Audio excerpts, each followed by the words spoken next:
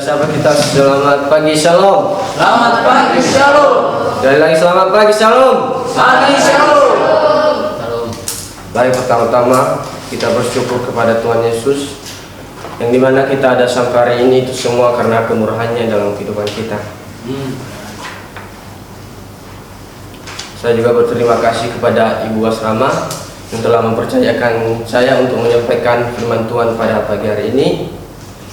Langsung saja kita akan membukakan Alkitab kita yang terambil dari Matius 5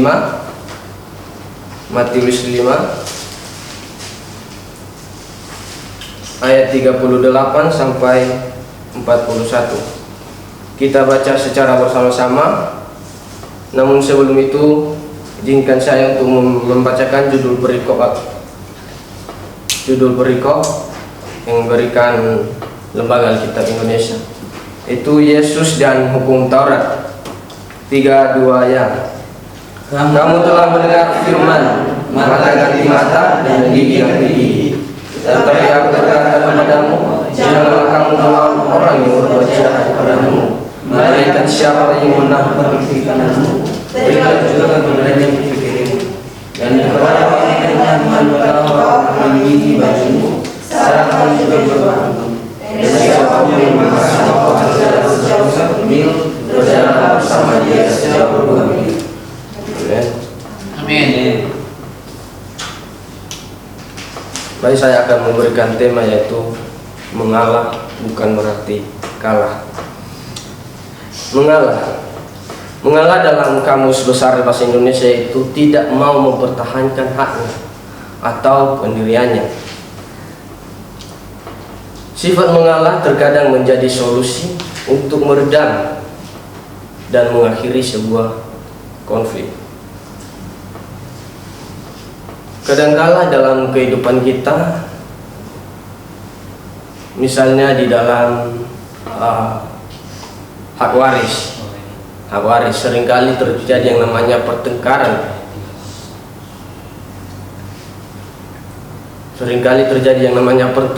Konflik di sana. Tetapi ada banyak orang yang ingin mempertahankan haknya, yang ingin menang sendiri.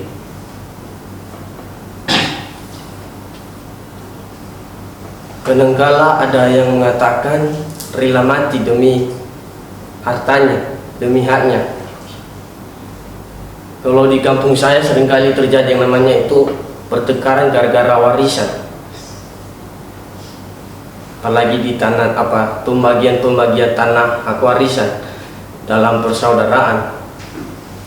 Itu seringkali terjadi yang namanya pertengkaran, konflik. Nah, disinilah kita belajar bagaimana agar kita menjadi orang sabar dalam menghadapi situasi seperti itu.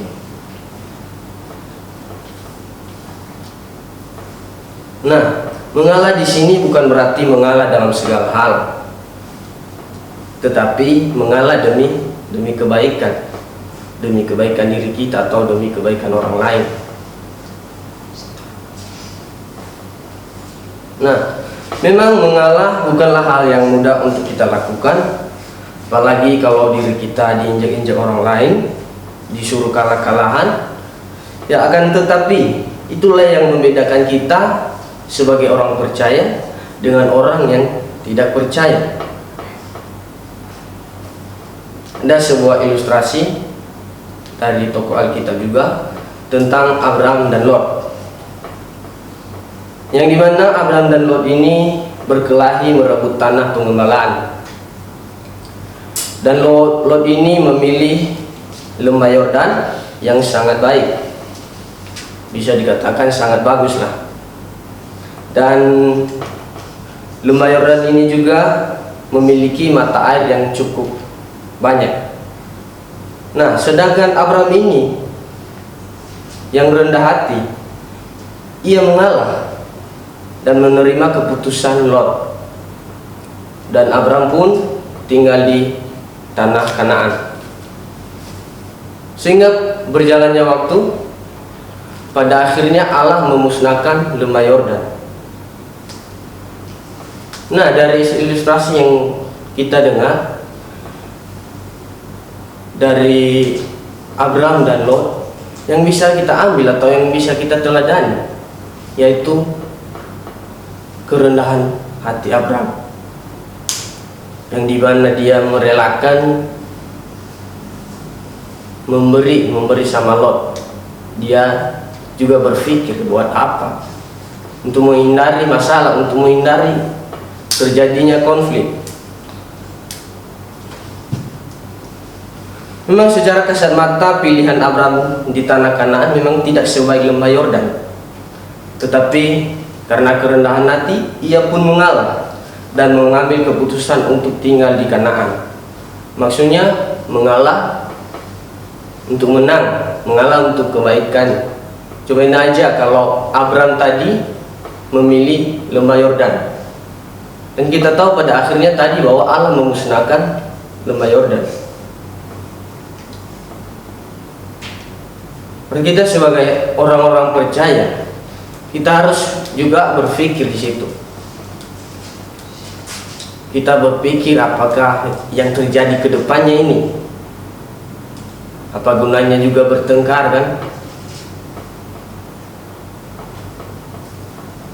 Nah, ada beberapa alasan mengapa kita harus mengalah dalam menghadapi dunia atau orang-orang yang bersifat menguasai.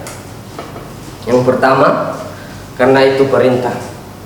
Dalam Matius 5 ayat 39, satu orang bacakannya. Matius 5 ayat 39. Matius 5 ayat 39. Tetapi aku berkata kepadamu, janganlah kamu melawan orang yang berbuat jahat kepadamu, melainkan siapapun yang menampar pipi kananmu, berilah juga kepadanya pipi kirimu. Nah, jelas sekali di sana. Yang dimana Tuhan Yesus menuntun kita untuk tidak membalas kejahatan orang lain, melainkan kita serahkan kepada pihak yang berwajib.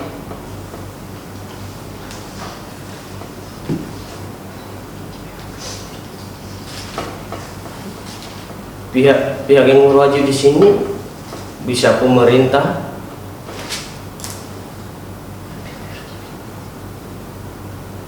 dan kedua, alasan mengapa kita harus mengalah menghadapi orang-orang yang bersifat menguasai, karena hanya Tuhan yang berhak melakukan pembalasan. Satu orang bacakan Roma 12 ayat 19. Roma 12 ayat 19.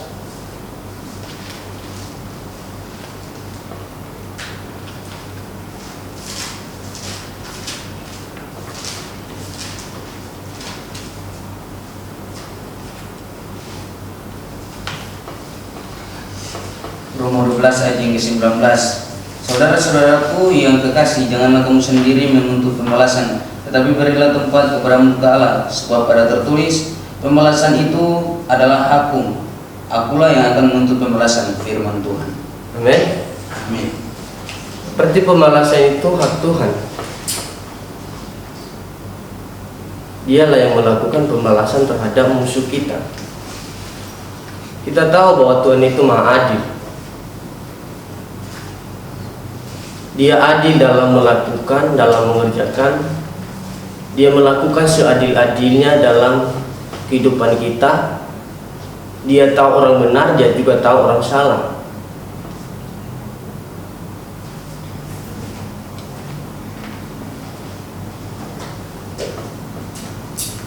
Nah, jadi yang terakhir yaitu karena mengalah juga mendatangkan kebaikan.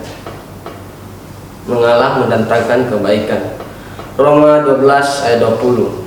Satu orang bacakannya. Roma 12 ayat 20.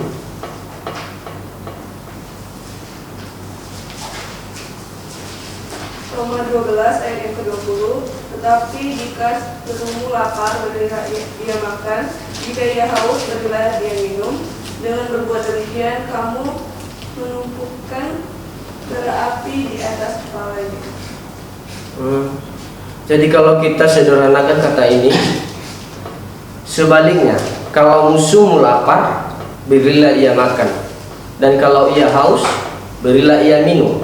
Karena berbuat demikian, saudara akan membuat dia menjadi malu.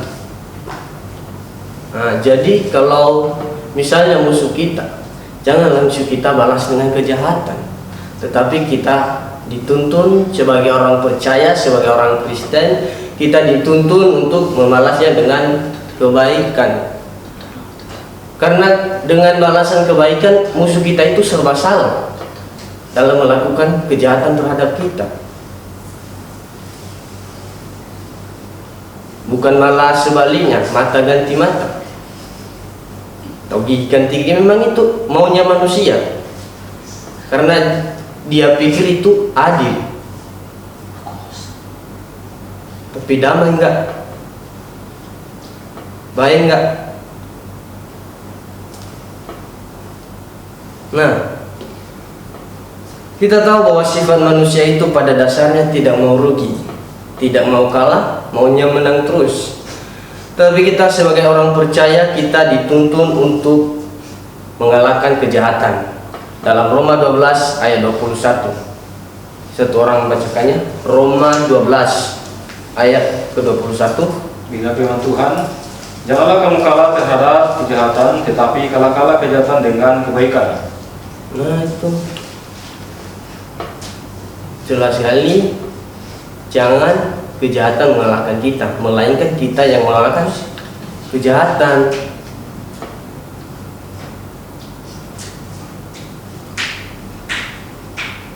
Memang jadi orang Kristen itu tidak mudah, tidak enak, sulit. Apalagi kalau orang lain nginjak kita disuruh kalah-kalahan, nggak mau kalah. Seringkali dalam kehidupan kita, dalam perdebatan ini, orang lain caci maki kita, caci maki balik.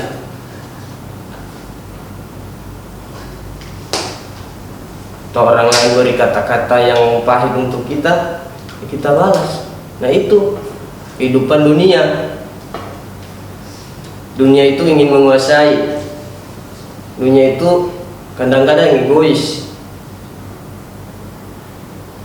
Tidak melihat apa, tidak memikirkan dulu apa yang dia sampaikan.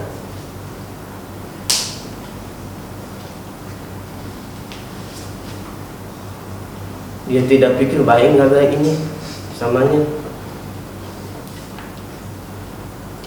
Nah, jadi saudara-saudara yang terkasih dalam Tuhan, pada pagi hari ini kita diingatkan kembali untuk tetap berbuat baik, hidup dalam kebenaran, kesabaran, dan hidup dalam Tuhan. Karena hidup orang sabar dan orang benar seperti pohon di tepi air, apapun yang ia perbuat akan berhasil. Amin. Amin. Demikian saja kebenaran firman Tuhan. Kiranya Tuhan yang memampukan kita dalam mengaplikasikannya dalam kehidupan kita. Amin.